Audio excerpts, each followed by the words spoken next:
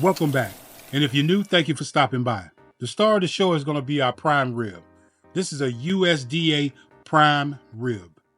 6.5 pounds with 4 bones. Now we're going to cut this twine away because it's something that I want to show you about here. Now, please like, share, and subscribe and help me get the word out about this channel called Comfort In Cookin. Now, as you see the marbling here, which is amazing, this is where you get the USDA Prime Rib. You also have a USDA Choice, but you're not going to get the marbling like this. Now, if you have a local butcher do this for you, if you ask, is to cut the bone away from the body of the prime rib. Now, I didn't want mine totally cut away from it. I just wanted it like a hinge. So this is how I asked for mine to be, because I want to take that off myself whenever that dish is done cooking. So let's put our cape on and get in the kitchen and start cooking. Now, we're going to take our coarser salt and we're going to start salting this prime rib. Now, this looks like a lot of salt, but trust me, this cut of meat can take this and some.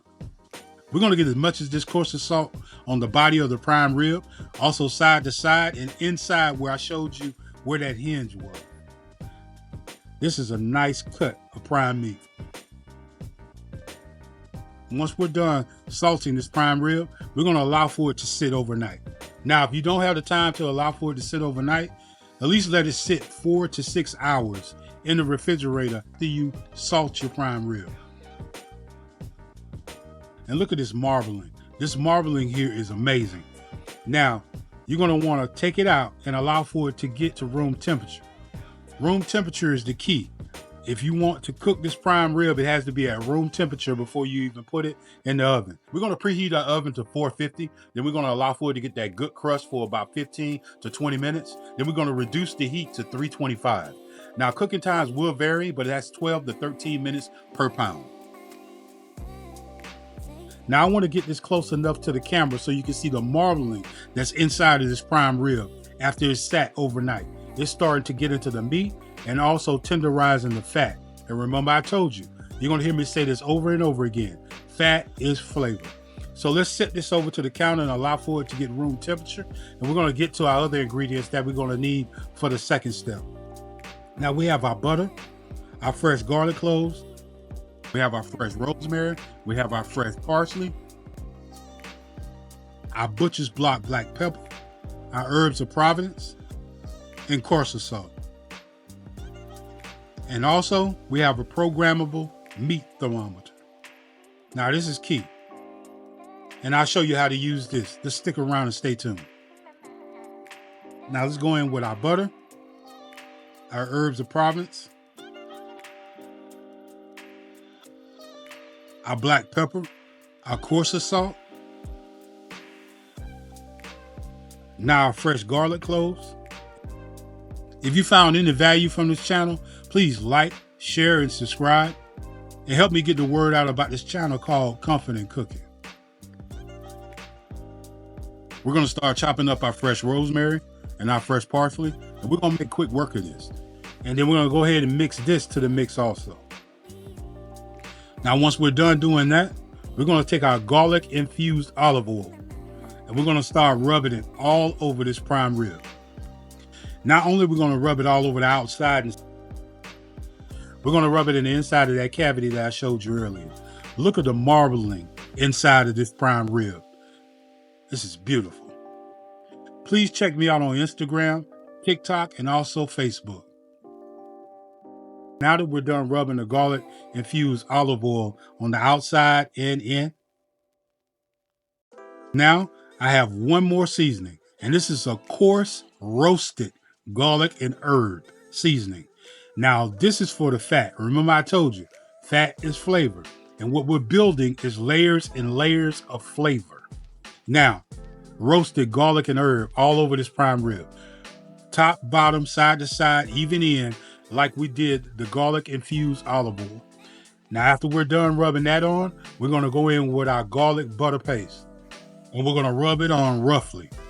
Don't worry about how it looks. We're going to take a spatula. We're going to thin it out evenly. Why? Because we want it to be evenly coated, and we also want even flavor.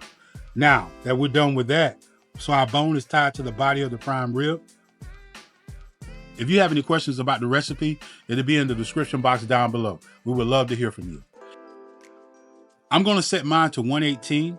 Why? Because I'm looking for that 120 to 125, which is rare. 130 to 135 is medium rare.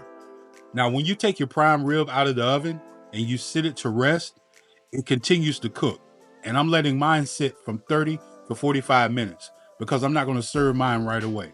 So I do not want this to overcook. Now, you can set yours at between 130 and 135. I don't suggest to go any higher because the longer it sits, the more it's going to cook. And you don't want to destroy this beautiful piece of meat. Now that it's out of the oven, we got plenty of drippings left over for the au jus gravy that we're going to make. So we have our roasted potatoes that are already done with the garlic cloves that we had left over. Now we're going to cut the twine off of this prime rib. The bone has actually fell away from the body of the prime rib.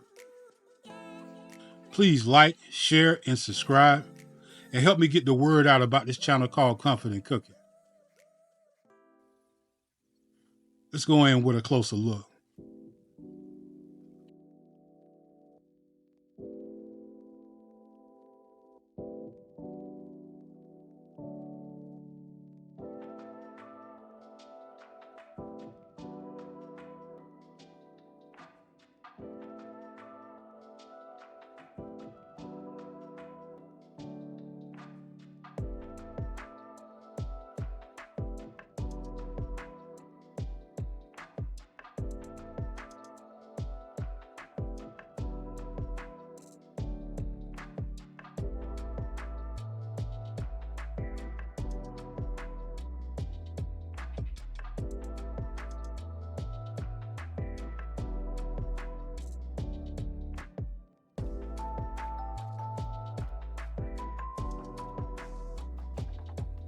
I want to wish you peace and love and happy holidays from this channel called Comfort In Cookin.